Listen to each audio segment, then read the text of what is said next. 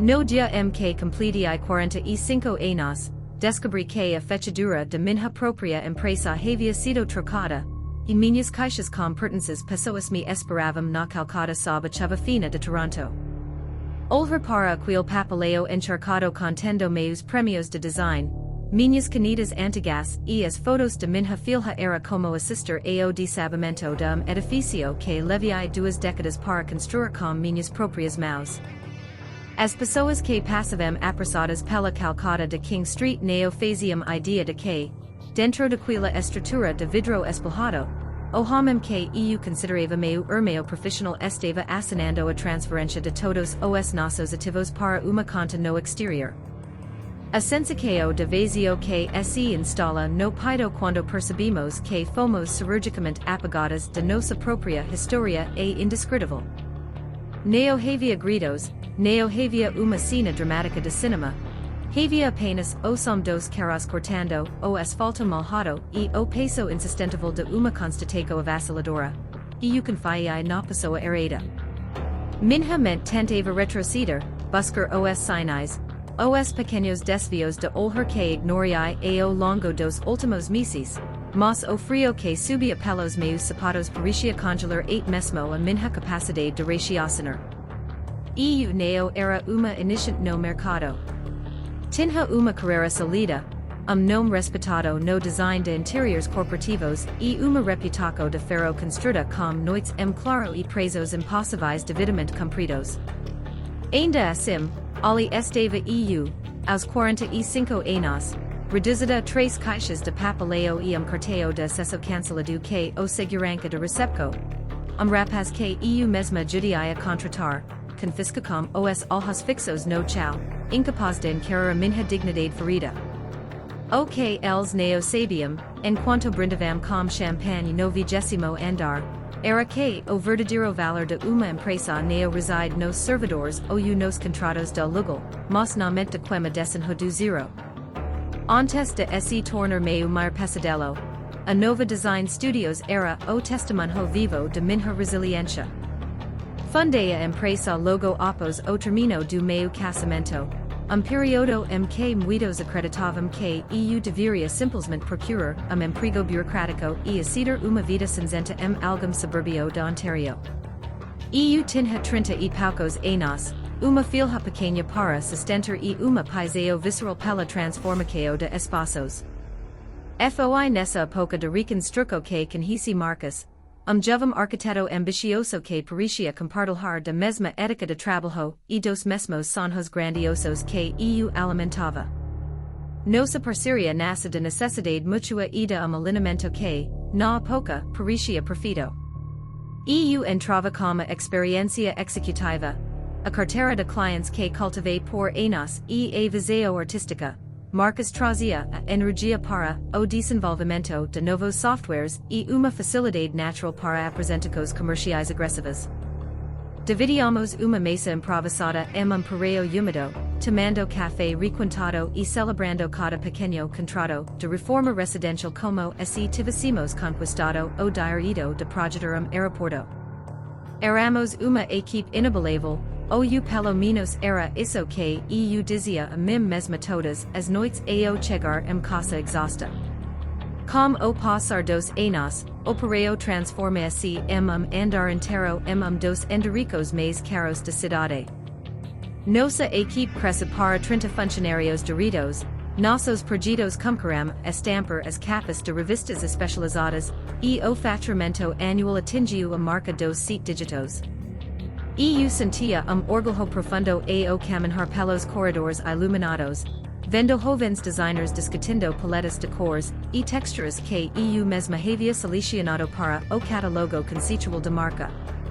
Minha vida parecia ter alcançado uma estabilidade confortável, porto seguro onde os traumas do passado finalmente haviam sido enterrados sob o peso do sucesso. Os sinais de que a estrutura estava ruindo sempre estiveram lá, disfarçados sob urgência do crescimento acelerado e da burocracia diária. O primeiro estilo descrito ocorreu quando sugeri uma auditoria externa de rotina nas contas de empresa, algo natural para uma estrutura do nosso tamanho. Marcus muda de assunto imediatamente, allegando que o custo de uma firma de auditoria naquele momento comprometeria o fluxo de caixa para expanso de nossa filial em Montreal. Lembro-me de ter sentido uma leve pontada de desconforto, mas a correria para entregar o projeto de grande hotel na semana seguinte fez com que eu arquivasse aquela dúvida no fundo de mente. Meses depois, percebi que algumas reuniões com investidores estrangeiros começaram a ser agendadas em horários incomuns, muitas vezes quando eu estava em viagens longas para vistoriar obras na costa oeste. Quando eu questionava sobre as datas desses encontros, Marcus me entregava resumos superficiais, sempre acompanhados de tapinhas nas costas e frases condescendentes como "Neo se preocupe com esses detalhes heridos de financiamento, Elena, foco no que você faz de melhor, que é a mágica do design." Aquela palavra, mágica, cômico a menos como elogio e mais como uma tentativa de me impor para a periferia das decisões estratégicas. A atmosfera no escritório também cômico a mudar de maneira sutil, quase imperceptível para quem não estivesse prestando atenção absoluta. Alguns funcionários antigos, que trabalhavam diretamente comigo desde o início, foram realocados para projetos de menor relevância sem a minha autorização prévia, sob a justificativa de uma reestruturação de eficiência administrativa. Toda vez que eu entrava na sala de Marcus, as telas dos computadores eram fechadas abruptamente ou os tons de voz que para susurros conspiratórios. O edifício de minha segurança profissional estava caio de rachaduras ocultas, e o terremoto final estava prestes a acontecer. Atraco se consumou de forma burocrática, fria e cirúrgica, assinada com canidas caras em folhas de papel timbrado que eu mesma ajudei a desenhar. Descobri, de pior maneira possível, que Marcus vinha criando uma empresa a espelho, uma entidade jurídica idêntica registrada em paraíso fiscal, para onde todos os nossos direitos autorais, marcas registradas e patentes de mobiliário estavam sendo transferidos gradualmente. Ele utilizou uma procuração ampla que eu lhe havia concedido anos atrás, durante período em que precisei me afastar por 3 semanas para cuidar de minha mãe em seus dias finais no hospital. O golpe de misericórdia veio disfarçado de uma reestruturação societária forçada. Valendo assim de cláusulas de exclusão por natividade técnica que ele mesmo inseriu, de má fé nos aditivos contratuais que assinei sem ler minuciosamente, confiando cegamente na palavra do homem que considerava irmão, Marcus conseguiu-me destituir do cargo de diretor executiva. Ele alegou perante o Conselho Consultivo, composto por investidores, que ele mesmo truxera para o seu lado, que minha visão estética estava ultrapassada, e que eu estava atrasando o progresso tecnológico da empresa. Quando tentei contestar a decisão e acessar o sistema financeiro para bloquear as contas, descobri que minhas senhas administrativas haviam sido revogadas por motivos de segurança interna. O confronto no corredor foi breve, Marcus sequer teve a coragem de me olhar-nos olhos por mais de 3 segundos. Ele apenas chamou a equipe de segurança privada e me entregou a notificação formal de desligamento imediato, sem direito a indenização ou divisão de lucros, sob a alegação de que eu havia violado cláusulas de confidencialidade ao consultar advogado externo. O colapso que se seguia uma destruição dessa magnitude não é apenas financeiro, ele é identitário. Voltei para o meu apartamento residencial no distrito de Distillery segurando aquelas caixas malhadas, sentindo que cada pedaço de minha existência havia sido invalidado. Quem era Elena Sema Nova Design Studios? Eu tinha dedicado cada hora dos meus últimos 15 anos àquela marca, não tinha hobbies, não tinha uma vida socialitiva, e minhas conversas com minha filha frequentemente giravam em torno de preços e orçamentos. Eu havia me transformado na própria empresa, e agora a empresa continuava existindo sem mim, enquanto eu era apenas fantasma na minha própria sala. Os dias seguintes foram barreio de desespero e consultas jurídicas humilhantes. Visiti tres escritorios de advocacia de renome na área financiera de Toronto, e todos eles me dirão o mesmo diagnóstico devastador, as assinaturas irão minhas, os aditivos contratuais irão legais na superfície e o rastro, do dinheiro havia sido ocultado de forma tal complexa que seriam necessários centenas de milhares de dólares apenas para iniciar uma investigação forense internacional. Dinheiro que eu simplesmente não tinha mais, pois minhas economias pessoas estavam atreladas às garantias bancárias da própria empresa que me expulsou. O fundo do pouco tempo cairo específico de café frio e poeira de documentos antigos. Passei semanas trancada em meu apartamento com as cortinas fechadas, ignorando as ligacos de amigos e colegas de profissão que queriam saber o que havia acontecido. A vergonha de ter sido enganada de forma tal elementa aos 45 anos era peso que me impedia de levantar da cama. Eu sentia que todos estavam me julgando, que o mercado me via agora como uma mulher obsoleta que havia sido descartada pelo parceiro de negocios mais jovem e moderno. O ponto mais baixo de minha jornada ocorreu em uma noite de terça-feira, meados de novembro. Olhando para a tela do meu computador, a transmissão ao vivo de uma premiação de arquitetura e design de prestigio em Montreal. Marcus estava no palco, vestindo terno sob medida, recebendo o prêmio de inovação do ano pelo projeto do complexo corporativo de Orla de Toronto. Projeto que eu havia desenhado linha por linha, varando madrugadas inteiras enquanto consumia analgésicos para suportar as dores nas costas. Ouvir o discurso dele, agradecendo a sua visão solitária e a coragem de modernizar os conceitos tradicionais, quebrou algo dentro de mim. Naquela mesma noite, recebi e-mail do banco notificando que a linha de crédito pessoal que eu utilizava para manter o apartamento havia atingido o limite máximo, e que o processo de execução das garantias seria iniciado caso nenhum depósito fosse feito em 30 dias. Olhei para o espelho do banheiro e não reconheci a mulher que me encarava de volta. Havia olheiras profundas sob os meus olhos, meu cabelo estava desalinhado e a postura firme que sempre foi minha marca registrada havia desaparecido, substituída por ombros quietos e olhar de pura derrota. A dor da injustiça não resolvida é veneno que consome o corpo de dentro para fora. Eu estava sem emprego, sem empresa, com as economias destruídas e enfrentando a possibilidade real de perder a minha casa. Minha filha, percebendo o meu estado de letargia, sentou-se comigo na cozinha e segurou minhas mãos. Ela não diz palavras clichês de motivação, ela apenas correu comigo, compartilhando do meu luto por uma vida que parecia ter chegado ao fim antes da hora. Foi ali, naquele silêncio compartilhado da cozinha, que percebi que se eu não fizesse algo, a mentira de Marcus se tornaria a única verdade histórica sobre a minha vida.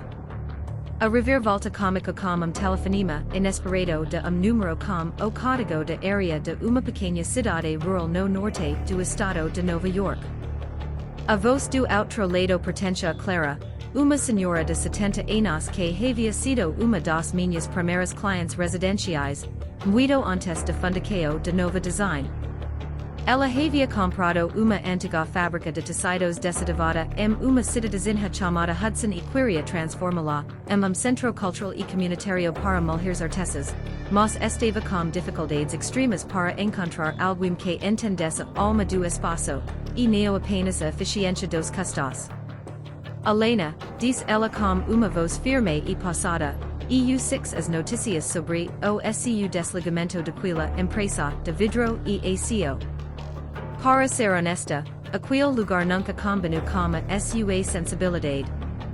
Eu não tenho o orçamento multimilionário dos seus antigos clientes corporativos, mas tenho este edifício histórico, uma verba do governo estadual para preservação e a certeza absoluta de que só você pode devolver a vida a estas paredes. Aquelas palavras funcionaram como desfibrilador em coração que havia parado de bater. Alguém ainda lembrava do meu valor intrínseco, independentment du logotipo que estives no meu carteo de visitas. A proposta era financeiramente modesta se comparada aos projetos que eu gerenciava anteriormente, mas incluía moradia temporária, uma pequena cabana nos fundos de propriedade e total liberdade criativa. Eu não tinha nada a perder Toronto além dos notificados de cobrança e dos alheres de pena dos conhecidos. Arumiai minhas malas, coloquai o que resto das minhas coisas no porta-malas do meu carro velho e dirigi de rico ao sul, cruzando a fronteira como sensaqueo de estar diexando para trás neo apenas uma cidade, mas a verso de mim mesma que aceitava ser paisateta pelo ego elhio. Chegar a Hudson foi como entrar mundo empreto e branco que lentamente começava a ganhar cores outonais. A antiga fábrica de tecidos era uma estrutura imensa de tijolos vermelhos expostos, janelas arco-quadradas e vigas de madeira rústica que carregavam o peso de século de história laboriosa. O espaço estava abandonado, frio e caio de entulho, mas no momento que pisei no piso de madeira gasta, senti uma descarga de adrenalina que não experimentava há anos. Minha mente, antes obscurecida pela depressão, começou instantaneamente a projetar fluxos de luz, divisórias de vidro industrial e espaços de convivência integrados. O trabalho físico tornou-se a minha terapia diária. Nos primeiros 2 meses, troquei os turnos de grife por calças jeans robustas, botas de segurança e ferramentas manuais. Ajudei os operários locais a limpar o entulho, elixir as vigas de sustentação e a catalogar os elementos de ferro originais de fábrica que poderiam ser reaproveitados no design final. Cada colo nas minhas mãos parecia apagar uma das hemorragicos que sofri na sala de reuniões de marcas. Eu estava limpando o espaço físico, mas, na verdade, estava limpando os escombros de minha própria autoestima. O primeiro grande avanço ocorreu quando finalizamos o prototipo de sala central de exposições. Utilizamos uma técnica de iluminação natural que eu havia desenvolvido anos atrás, mas que marcas havia rejeitado por considerar pouco comercial. Quando acendemos as luzes artificiais integradas pela primeira vez ao entardecer, o espaço transforma-se uma catedral de acolhimento e sofisticação rústica. Claricoru ao ver o resultado, e a notícia de que uma designer de Toronto estava operando milagre arquitetônico na antiga fábrica começou a circular silenciosamente pelas cidades vizinhas da região do Hudson Valley. O progresso, no entanto, nunca ocorre sem atrair os fantasmas do passado. Marcus, que monitorava o mercado de design de forma quase obsessiva para garantir que nenhum de seus antigos colaboradores fizesse concorrência direta a sua marca, descobriu o meu envolvimento no projeto de Hudson através de uma publicação blog especializado em arquitetura sustentável. Poucas semanas após a inauguração da primeira fase do Centro Cultural, Clara recebeu uma notificação extrajudicial formal dos advogados de Nova Design Studios. O documento alegava que o conceito estético e as técnicas de iluminação aplicadas na fábrica eram de propriedade intelectual exclusiva da empresa de Marcus, e que a utilização contínua daqueles solucos resultaria em processo multimilionário por violação de patente e quebra de sigilo comercial.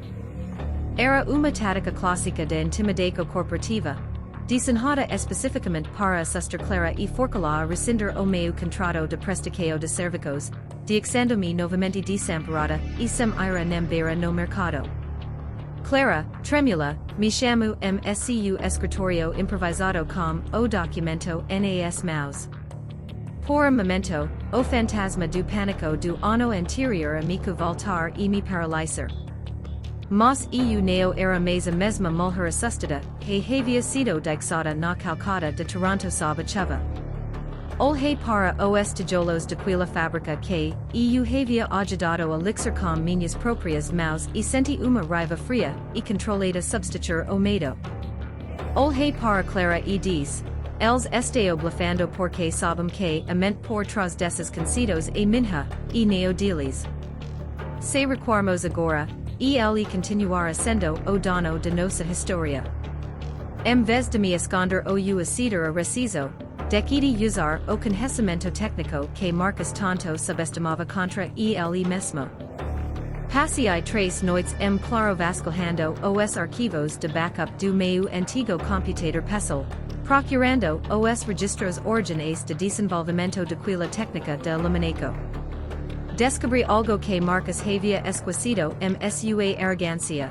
Eu havia registrado os espocos conceituais e os cálculos matemáticos daquela soluco de eliminaco meu nome individual no orgulho de patentes canadenses 3 meses antes de firmar o contrato de sociedade com ele, como parte de projeto de pesquisa independente de minha juventude. Munida desses documentos incontestáveis, neo apenas respondi a notificação extrajudicial com uma contra-notificação agressiva, mas também decidi abrir minha própria assinatura de design conceitual, focada exclusivamente na revitalização de patrimônios históricos e espaços comunitários de alta sensibilidade emocional. Nicho que a grande estrutura corporativa de Marcus jamais conseguiria atender com sua abordagem genérica de vidro e aco escavado. Chame a nova empresa de the second chapter design. A inauguraco completa do Centro Cultural de Hudson Foi sucesso retumbante. Atremos a atenção neo apenas de mídia local, mas de críticos de arquitetura do The New York Times, e de revistas de design europeias que buscavam histórias de sustentabilidade e autenticidade no pós-pandemia. O contraste entre o gigantismo frio das corporações e a verdade calorosa dos espaços que eu estava criando tornou-se a minha maior assinatura de mercado. Clientes de todo o estado de Nova York e do sul da Ontario concorreram a me procurar, não porque eu era mais barata, mas porque eu entregava algo que o dinheiro corporativo não podia comprar. Alma. A vitória definitiva não veio como escândalo público nos tribunais, mas como a inevitável gravidade de competência sobre a falsidade. 2 anos após a minha saída forcada de Toronto, a empresa de Marcus começou a enfrentar seriosos problemas operacionais. Sem a minha supervisão técnica e o meu gerenciamento de relacionamento de longo prazo com os clientes, os prazos de seus grandes projetos concorreram a estourar, os custos disparam e a estética de seus novos trabalhos passou a ser criticada por sua falta de originalidade e repetição de fórmulas prontas. O golpe final na arrogância de Marcus ocorreu quando o próprio Conselho de Investidores que ele utiliza para me expulsar descobriu que ele vinha desviando fundos para suas contas particulares através da mesma estrutura de empresas espelho que havia criado para me lisar. Ele foi destituído do cargo de sonra e enfrentava agora processos criminais por fraude financeira e evasão fiscal nível federal. Naquela mesma semana, recebi uma carta oficial do novo presidente do Conselho de Nova Design, solicitando uma reunião formal hotel neutro Toronto. Eles me ofereceram a oportunidade de retornar à empresa como acionista majoritária e diretora criativa global, uma tentativa desesperada de salvar a reputação de marca usando o meu nome respeitado no mercado. Senti-me diante deles, vestindo casaco de la simples fido pelas artesas de Hudson, e recusei a proposta sem hesitar por único segundo. A nova design pertence ao passado, diz com uma voz calma e firme que preenche a sala. Minha vida e meu trabalho agora tem outro nome. Outra sede e propósito que vocês jamais conseguiriam compreender. Voltei para Hudson naquele mesmo dia, sentindo que o ciclo estava finalmente encerrado, não pela destruição do meu inimigo, mas pela total irrelevância dele na minha nova existência.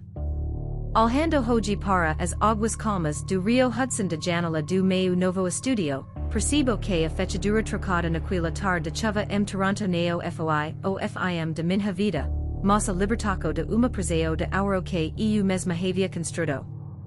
Passemos grande parte de nossa juventude acreditando que o sucesso é uma linha reta feita de títulos corporativos, faturamentos crescentes e aproveito alheia.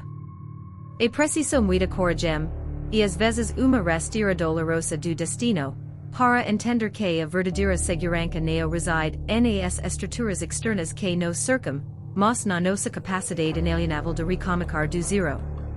Aos 45 anos, eu achava que era tarde demais para reinventar uma carreira e uma identidade. O mercado frequentemente tenta nos convencer de que, após uma certa idade, as mulheres devem apenas gerenciar o declínio e aceder o banco de reservas de vida.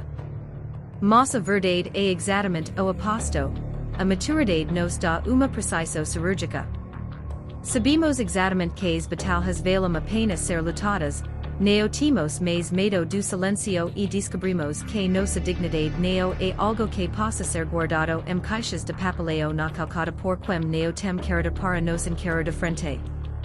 A história de Elena nos lembra que, muitas vezes, os fechamentos mais abruptos e dolorosos de nossas vidas neo passam de convites forcados para capítulos muito maiores. O erro de quem nos trae na maturidade é acreditar que o nosso valor está atrelado ao espaço físico que ocupamos ou ao nome que carregamos no crotcha. Eles esquecem que a experiência, a sensibilidade e a força de se reerguer são patrimônios individuais e intransferíveis. Perder o que construmos é devastador, mas descobrir que somos mais do que a nossa perda é a maior vitória que o tempo pode nos conceder. Se você está enfrentando o seu próprio deserto profissional ou pessoal hoje, lembre-se de que a sua história não termina no colapso. Ela apenas ganha a profundidade necessária para o verdadeiro recomeço. Você já passou por uma situação em que alguém em quem você confiava profundamente tentou apagar o seu valor ou diminuir a sua capacidade por causa da sua idade. Se histórias de reconstrução real, resiliência feminina e segundas chances tocam o seu coração e inspiram a sua jornada, convidamos você a se inscrever no canal e fazer parte de nossa comunidade. Aqui, cada novo capítulo é escrito com a verdade de vida. No nosso próximo vídeo, uma arquiteta renomada de 50 anos descobre testamento oculto que muda completamente o destino de vinícola de sua família no interior de Califórnia. O fim de capítulo doloroso é apenas a página em branco onde o seu melhor recomeço está prestes a ser escrito.